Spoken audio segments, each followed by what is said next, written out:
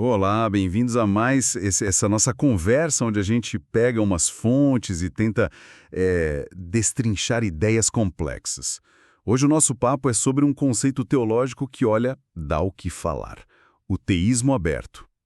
O que é isso exatamente? Bom, de forma bem resumida, é um jeito de olhar para Deus, para o tempo, para o futuro, um jeito diferente da visão mais tradicional que a gente costuma chamar de teísmo clássico. A gente recebeu uns materiais aqui que exploram essa ideia, sabe? Trazem perspectivas diferentes sobre como Deus interagiria com o mundo, como ele conheceria o futuro. Então, nossa missão aqui hoje é tentar entender melhor o que esse teísmo aberto está propondo. Sobre o conhecimento de Deus, a relação dele com a criação e como fica o futuro nessa história. Ok, vamos desempacotar isso. Para começar, acho que ajuda a gente colocar as duas visões lado a lado, né? O teísmo clássico, que bebe muito lá de Agostinho, Tomás de Aquino, ele tende a descrever Deus com aquelas características, sabe? Imutabilidade, ele não muda. Atemporalidade, tá fora do tempo. A impassibilidade também, né? A ideia de que ele não seria afetado emocionalmente como nós. Exato. Impassibilidade. E simplicidade, a ideia de que ele não tem partes. É uma visão de Deus como perfeição pura, mas meio estática, né? É, exatamente. E o teísmo aberto, ele surge, em parte, como uma reação a alguns desses atributos. Os defensores dessa linha argumentam que essas características têm mais a ver com a filosofia grega, sabe? Ah, entendi. Aquela valorização do imutável. Isso, do que talvez com as histórias que a gente lê na Bíblia, que mostram um Deus muito engajado, que responde. O teísmo aberto foca num Deus que é intensamente pessoal, relacional, um Deus que, para essa visão, interage de verdade com a criação. Pensa lá em Gênesis 2. Certo. Onde diz que Deus trouxe os animais para Adão para ver como ele os chamaria.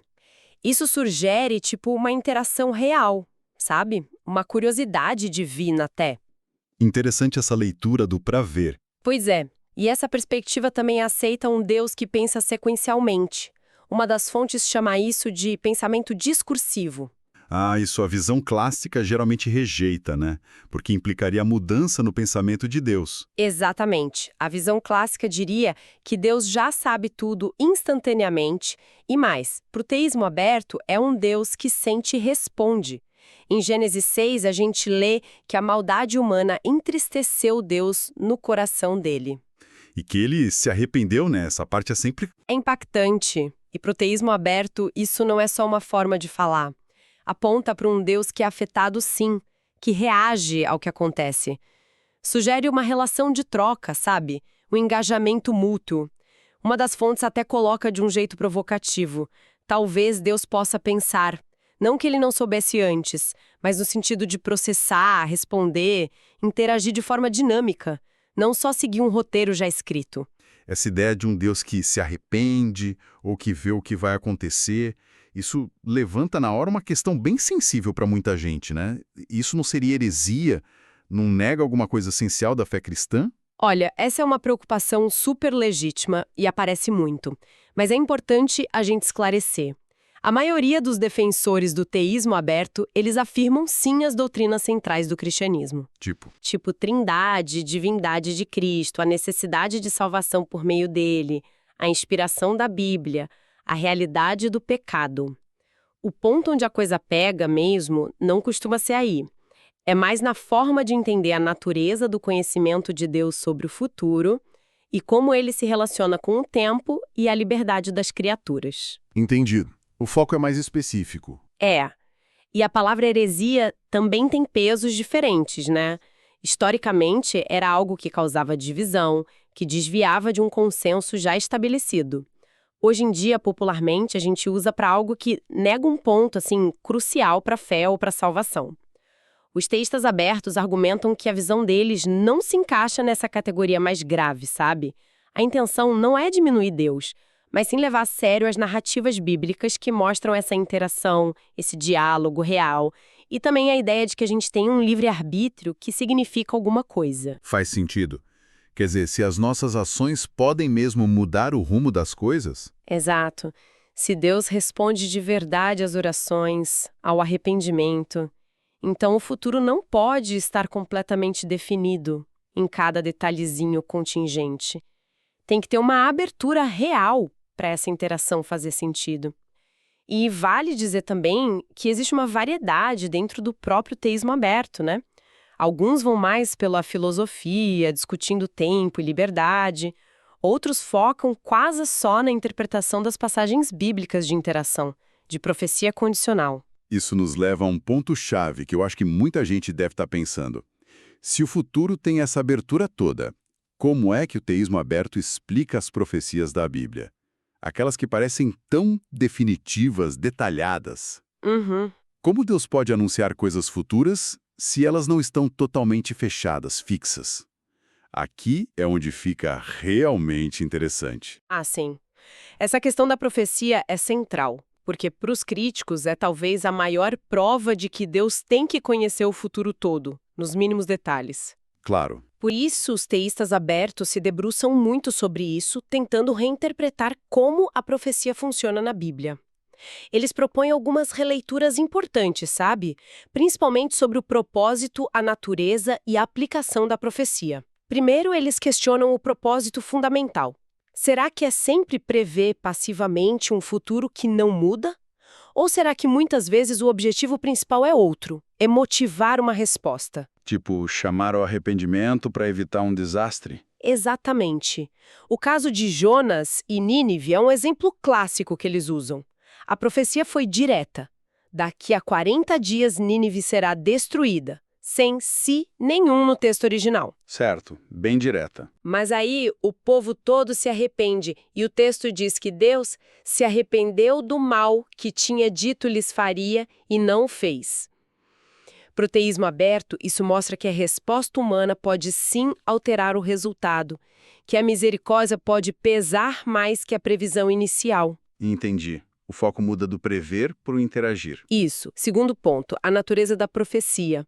É sempre uma foto de um futuro que já existe, ou muitas vezes demonstra o poder de Deus de fazer acontecer o que ele diz, a intenção dele de agir?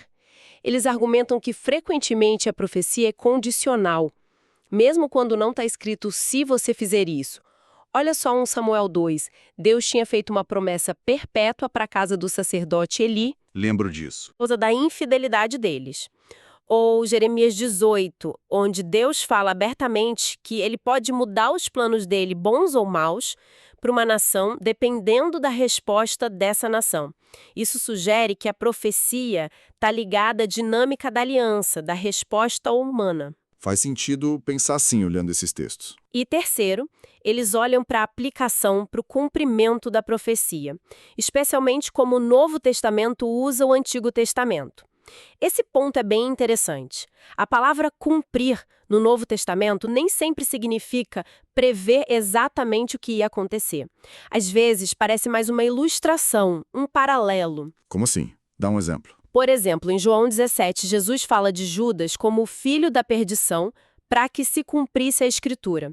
A referência parece ser a uns salmos que falam de traição por um amigo. Trair.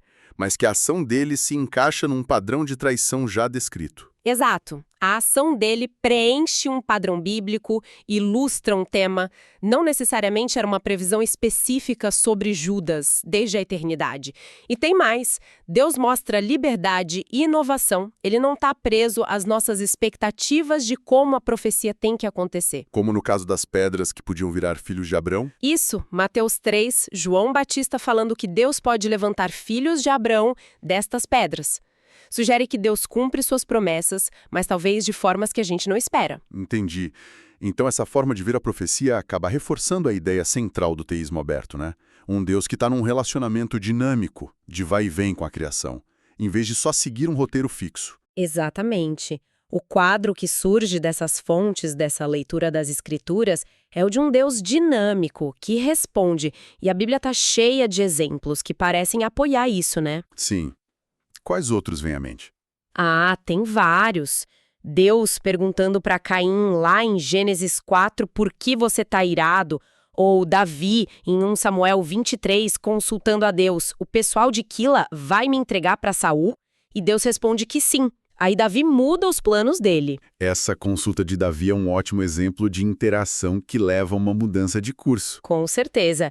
E tem até interações que parecem menores, mas são significativas. Lembra que eu falei de Ezequiel? Ah, sim. A história do cozimento. Isso.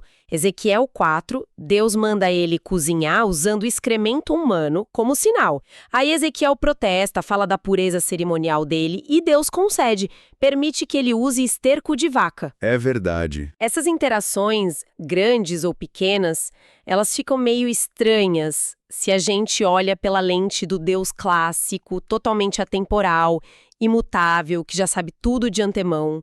Poderia parecer um teatro, né? Poderia soar um pouco artificial. Exato. Uma fonte até sugere que poderia soar meio desonesto se Deus estivesse só fingindo perguntar ao deliberar. O teísmo aberto argumenta, essas passagens fazem mais sentido se a gente levar a sério o que está escrito como evidência de um relacionamento real, dinâmico. Claro, essa visão não é consenso, né? Enfrenta críticas bem fortes. Quais são as objeções mais comuns que as fontes trazem? Talvez sobre a Bíblia ser consistente ou sobre a onisciência e o poder de Deus mesmo? Sim, essas são as críticas mais frequentes. Sobre a consistência bíblica ou inerrância, os defensores do teísmo aberto costumam contra-argumentar dizendo que a visão clássica também tem seus desafios aí. Como assim? Bom, a visão clássica também precisa explicar ou reinterpretar profecias que parecem não ter se cumprido literalmente, ou aquelas que Deus explicitamente mudou na história, como Nínive ou a promessa para a casa de Eli. Isso também pode levantar questões de consistência para a visão clássica, entende? Entendi. A visão aberta só aceita essas mudanças como parte do registro da interação divina. Exato. Agora, sobre onisciência e poder. O teísmo aberto geralmente não nega que Deus possa saber ou decretar eventos futuros se ele quiser, nem nega o poder supremo dele para intervir e garantir seus propósitos finais.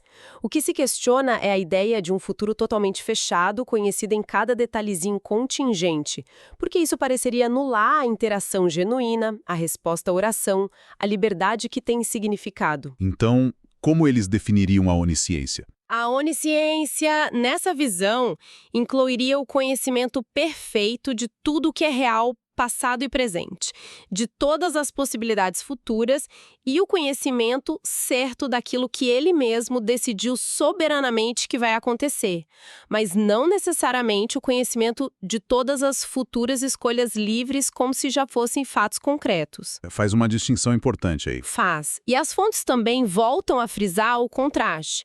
As raízes filosóficas gregas, platônicas, aristotélicas, de alguns atributos clássicos, versus o retrato mais hebraico, bíblico, de um Deus relacional que age na história. Até aquela passagem famosa de Êxodo 3.14, eu sou o que sou. Ah, sim, usada para apoiar a ideia de um ser estático. É tão isso. Argumentam que uma tradução como eu serei o que serei, ou eu me mostrarei ser quem eu me mostrarei ser, talvez se encaixe melhor no contexto da aliança. Expressaria mais a fidelidade e a liberdade de Deus em agir pelo povo dele conforme a necessidade, sabe? Em vez de definir uma essência filosófica, abstrata e imutável. Interessante essa releitura de um texto tão central. Então, o que tudo isso significa, afinal? Se a gente fosse resumir, o teísmo aberto nos apresenta uma visão de Deus como alguém profundamente engajado com a sua criação. Um Deus para quem o relacionamento é central, e onde o futuro é visto como algo dinâmico, não totalmente pré-escrito, abrindo espaço para a interação de verdade, para o impacto da oração, para o exercício da liberdade, tanto nossa quanto de Deus. É por aí. É bem por aí, essa é a ideia central.